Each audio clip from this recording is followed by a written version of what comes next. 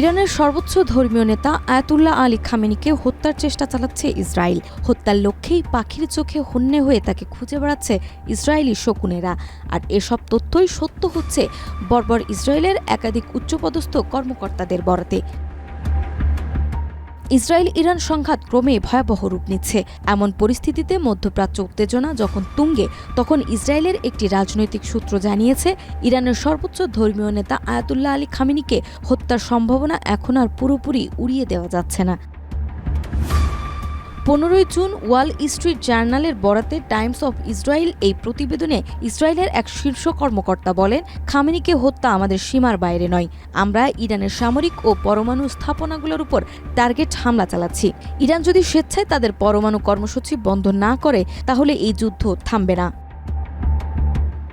গত 2 দিনে ইসরায়েল 40টিরও বেশি ইরানি সামরিক স্থাপনায় অন্তত 70টিরও বেশি বিমান হামলা চালিয়েছে।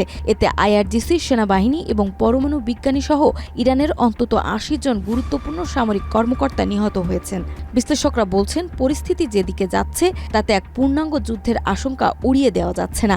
দুপক্ষই কঠোর অবস্থানে অনড়। সেই সাথে এই সংঘাত শুধু 2 দেশের মধ্যেই সীমাবদ্ধ থাকছে না, বরং গোটা মধ্যপ্রাচ্যের নিরাপত্তা ও ভূ রাজনৈতিক স্থিতিশীলতাকে চরম ঝুঁকির মুখে ঠেলে দিচ্ছে।